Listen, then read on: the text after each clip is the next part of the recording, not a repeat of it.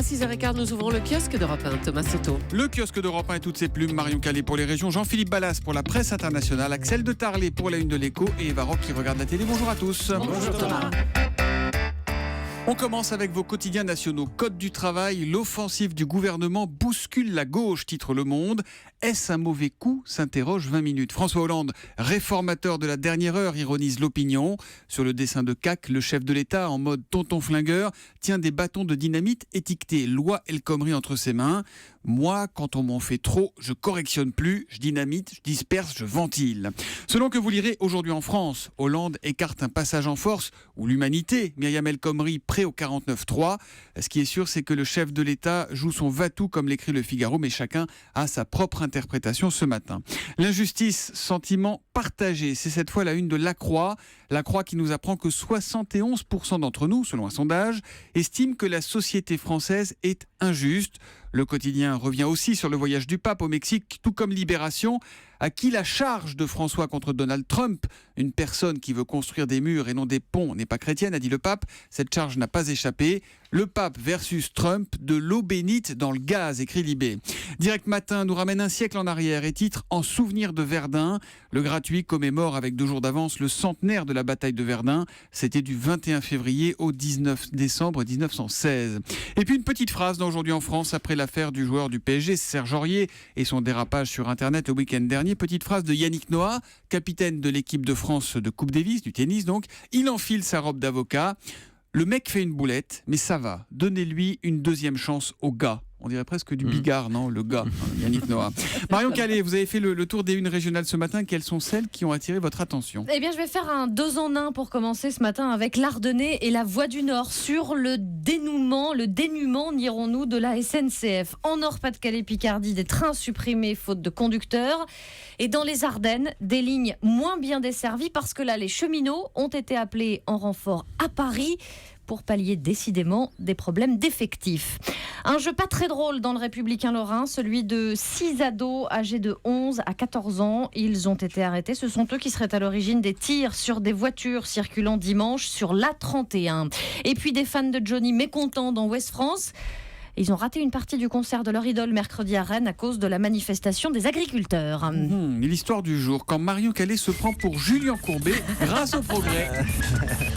Et c'est bien d'une arnaque dont il est question. 300 personnes se sont portées partie civile pour dénoncer les agissements de la société Avenir Numérique. Sur le papier, l'offre était alléchante. La télé par satellite avec des dizaines de chaînes francophones promises gratuitement et même un bouton pour traduire les chaînes étrangères. A priori donc la parabole au top, qui n'était au final pas mieux qu'une antenne râteau puisque les clients recevaient seulement les 6 chaînes classiques. Il n'y avait même pas la TNT? Ah non, il y avait Ça juste fait les beaucoup rire 6 Eva Rock, chaînes hertziennes.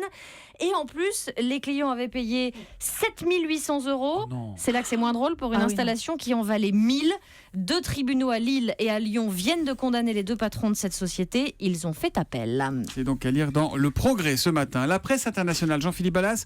On va en Chine et on va parler de Uber. Mais alors pas sous l'angle polémique ni sous l'angle économique, mais plutôt sous l'angle sociologique. Ouais, c'est une enquête étonnante que j'ai lue sur le site de Quartz, le site d'info américain, qui nous dresse une série de portraits de chauffeurs Uber, des chauffeurs chinois, dont on s'aperçoit que l'argent n'est pas du tout leur première motivation. Non, ce qu'ils veulent, c'est faire des rencontres comme un remède contre la solitude. C'est le titre de ce papier. Alors d'abord, il y a un jeune cadre trentenaire qui partage sa vie entre Pékin et Shanghai.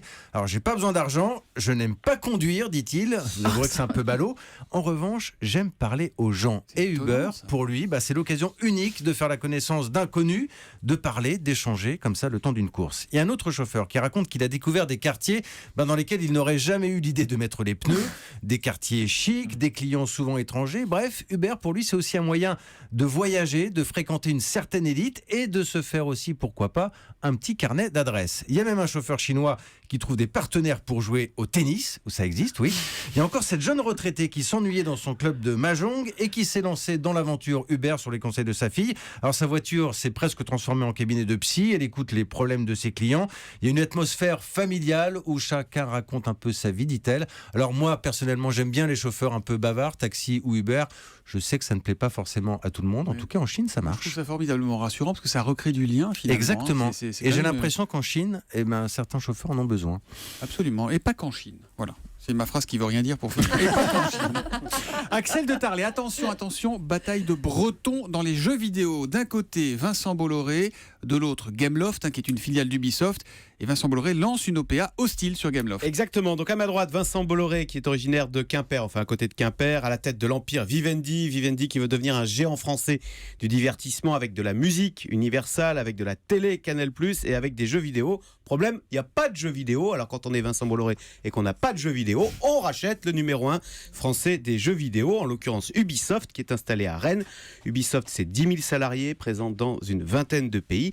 L'argument de Vivendi, eh bien, c'est que c'est essentiel d'être dans les jeux vidéo et surtout qu'il y a des synergies avec le monde du cinéma parce que leur façon de travailler dans les jeux vidéo sur la réalité virtuelle peut être très utile pour la production audiovisuelle, donc pour le cinéma et notamment pour Studio Canal. Alors, Tout ça réponse. dans une stratégie d'ensemble. Quoi. Voilà, une stratégie d'ensemble, voilà, de faire un Bertelsmann à la française, comme on dit. Réponse d'Ubisoft, non. Non. Nous travaillons déjà avec les plus grands studios. Ils expliquent qu'ils travaillent déjà avec Fox, Warner, Sony, etc. Le patron d'Ubisoft ce matin dans le Figaro dit, Vincent Bolloré appréciera, nous préférons travailler avec le top 5 plutôt qu'avec le numéro 10, Studio Canal. Bon, ambiance. Et le patron d'Ubisoft explique que la clé de la réussite dans son métier, qui est d'être créatif, c'est l'indépendance pour être créatif. Si jamais on est filiale d'un grand groupe, on va nous parachuter un patron qui connaîtra rien à notre métier et on sera mort. Du coup, c'est la guerre.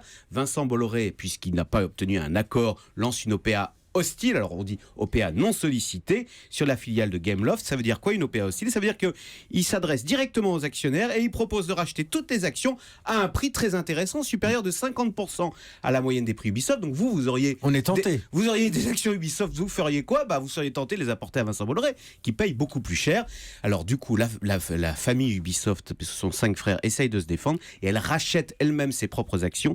Elle détient aujourd'hui 27% du capital de Game... Parce qu'en l'occurrence, c'est Gameloft, qui est la petite filiale de jeux vidéo sur mobile d'Ubisoft, qui est l'objet de cette OPA. On verra donc maintenant si Vincent Bolloré parvient à ses fins. En foot, on dit beaucoup que le foot c'est 11 contre 11 et à la fin c'est l'Allemagne qui gagne. En ce moment, dans le monde des affaires, c'est à la souvent fin, c'est Vincent Bolloré qui gagne. Il a fait le coup chez Havas, il a gagné. Il est un peu en train de refaire le coup chez Telecom Italia. Est-ce que vous savez pourquoi les Autolib sont immatriculés 29 justement? Parce que c'est de là-bas. C'est la petite touche affective de Vincent Bolloré qui a tenu à ce que toutes les Autolib à Paris, les voitures électriques, parce qu'il est breton du Finistère. 29. Je pense qu'on a été complet. On peut partir sur l'île de Ré. C'est un petit coin de paradis. Entre Vous voyez business et authenticité sur France 5 Exactement. dimanche à 20h50. à Ciel bicyclette. bleu, plage de sable fin, maison aux façades blanches et vertes, quelques huîtres à déguster avant de prendre la route à bicyclette. Vous êtes sur l'île de Ré, protégée par des rétés, donc vous allez découvrir en fait le quotidien avec ce documentaire, comme James. Alors James, il est saunier de métier et au soleil couchant, les mains dans la fleur de sel, il raconte. Au départ, ça fait effectivement le côté bling-bling et compagnie, mais là, quand on se trouve ici, là, on est quand même on est hyper content, on a une qualité de vie qui est incomparable, quoi. Là, on est vraiment en mer. On est sur une île, mais on est en mer. Quand je dis saunier de métier, ce sont les gens qui travaillent pour le sel, pour faire le sel, exactement. Voilà. Alors ils ont le teint allé et le sourire aux lèvres, évidemment, les 18 000 habitants qui vivent toute l'année sur l'île. Quand l'été arrive et que la population est 10 fois plus importante, ça se gâte, et oui, ça se gâte un petit peu. Mais enfin, les anciens, quand même, ils aiment bien les Parisiens. Ils amènent quand même un confort que les Iliens n'avaient pas. Hein. Non, puis, ils ont ramené quand même un peu de monnaie quand même. Hein. Faut pas cracher dans la soupe. Les Parisiens, on est content de les avoir. Mais ils ont quand même un petit air de nostalgie sur cette île. C'est un peu c'était mieux avant, quand on mangeait encore du poisson frais dans les restaurants. Il faut choisir le bon restaurant. Hein, et oui, il ne reste que 2 pêcheurs sur l'île, dont Jérémy qui est heureux mais un peu désabusé. Ça vient d'ailleurs, tout le poisson. C'est dommage, parce que pas en même temps il n'y a plus de bateau, mais c'est dommage de travailler du poisson d'élevage ou du congelé, du surgelé au bord de la mer quand même. Les gens ne le savent pas, ils pensent manger du produit frais, puis résultat, c'est pas du poisson qui vient d'ici. Mais le problème, c'est qu'ils pensent manger du frais, mais c'est pas du frais. C'est ça le pire, c'est que c'est même pas indiqué.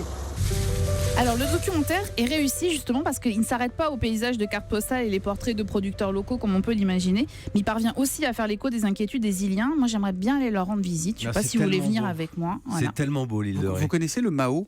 Le Mao, vous connaissez ou pas? Non. Le courant naturel là sur l'île de la Patache, c'est incroyable. Vous faites, je sais pas, 20 mètres quand la marée, est comme il faut, basse, Ouais. haute. Et en fait, vous vous laissez porter, ça vous emmène et vous traversez toute. Non, mais Ah bon c'est fantastique le Mao.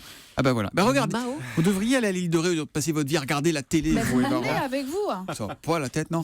Bon, allez les amis, rideau sur le... Ah non, quand même, l'île de Ré, entre business et authenticité, c'est sur France 5, c'est dimanche à 20h50. À Rideau défaut sur d'y le aller, on kiosque. regardera à la télé. C'est la morale du kiosque, merci.